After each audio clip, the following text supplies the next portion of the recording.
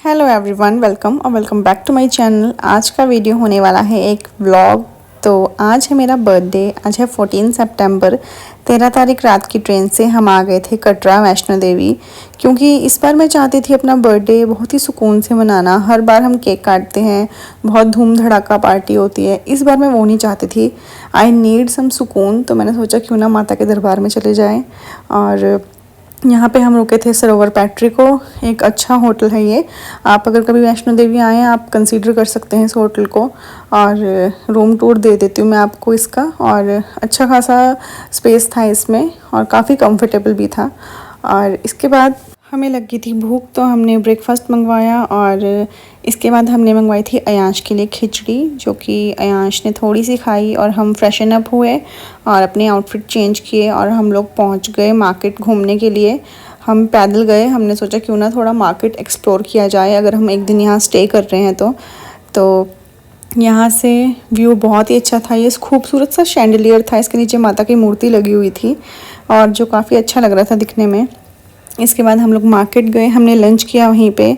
यहाँ पे ओला उबर कुछ टैक्सी नहीं चलता है, लोकल ऑटोज़ चलते हैं। तो आप प्राइस काफ़ी हाई रहते हैं उनके, उस अकॉर्डिंग आप चूज़ कर सकते हैं। हमने चूज़ किया था पैदल वॉक करना, क्योंकि हमें नियर बाय ही जाना था। और लंच करने के बाद हम लोग फिर से होटल में आ गए वापस। यहाँ पे मेरे हस्बैंड कुछ बुक्स देख रहे हैं पढ़ने के लिए। और रात के टाइम पे होटल कुछ इस तरीके का दिखाई दे रहा था। और आज था मेरा बर्थडे, तो हम चले गए डिनर करने के लिए। अयांश जहाँ भी जाता है इसको बस टॉयज़ चाहिए, इसे और किसी चीज़ से मतलब नहीं है।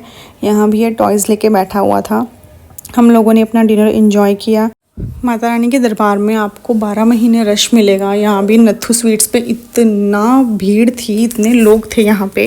अयांश एज़ यूजुअल खेल रहा था। इसके बाद हम अपने होटल वापस आ गए और यहाँ पे हम लॉन एरिया में बैठे रहे। और मेरे हस्बैंड कह रहे थे केक लेते हैं, मैंने कहा नहीं, सुबह हमने यात्रा स्टार्ट करनी है, केक वेस्ट हो जाएगा। तो हमने एक छोटी सी पेस्ट्री ली, क्योंकि मुंह मीठा करना ज़रूरी है। तो रूम में आके हमने ये केक कटिंग सेरेमनी करी।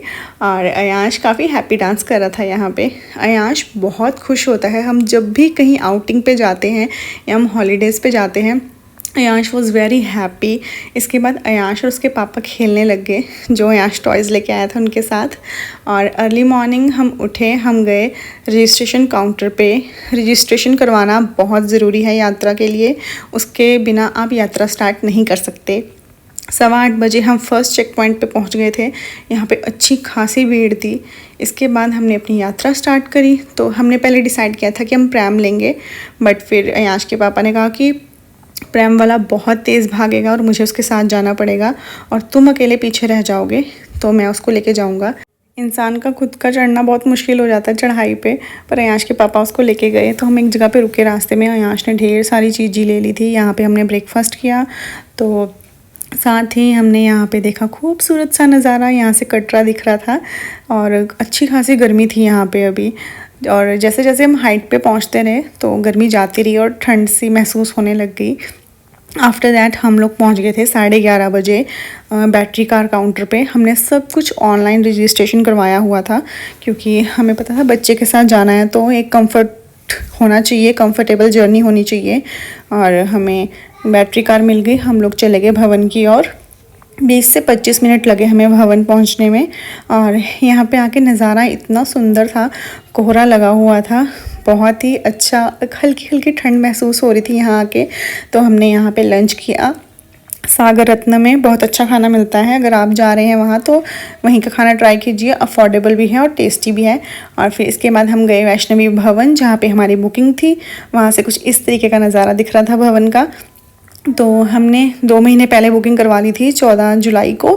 15 सितंबर की बुकिंग हमने 14 जुलाई को ही करवा ली थी।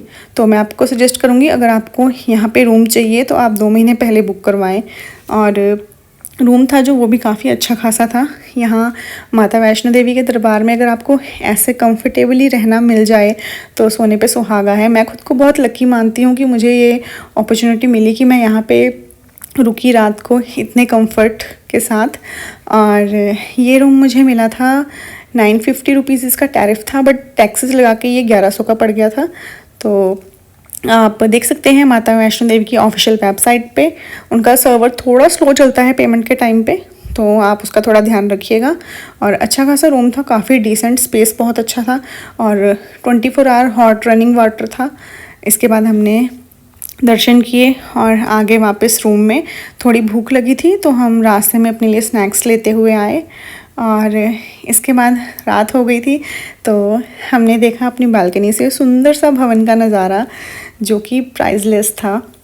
और इस नज़ारे को हमने काफ़ी देर तक ऐसे ही निहारते रहे। इसके बाद अयांश सो गया, इसके पापा गए डिनर लेने के लिए, पैक करवा के ले आए थे, रूम में ही खाया हमने।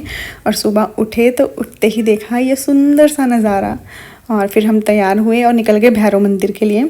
भैरव मंदिर के लिए हमने ऑनलाइन टिकट नहीं किया था, बट इसके पापा के माइंड में ऐसे ही आया कि चलो एक रात पहले देखा जाए टिकट अवेलेबल है या नहीं।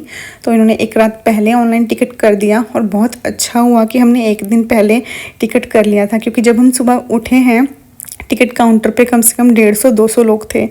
तो ये भैरव मंदिर के दर्शन किए हमने, यहाँ भी अच्छी खासी भीड़ थी। वापस आए हम, अयांश के लिए प्रैम करवाया क्योंकि वो भी गोद में और पैदल काफ़ी थक गया था, तो इजीली वो आ गया। और लास्ट टाइम हमने माता रानी का जयकारा लगाया और कहा कि जल्दी बुलाना फिर से अपने पास। तो ये था वीडियो, मेरा व्लॉग करने का कोई मूड नहीं था तो मैंने छोटी छोटी क्लिप्स ली और सोचा इसका वॉइस ओवर कर दूँगी। I hope you enjoy this, do subscribe, thanks for watching, bye bye.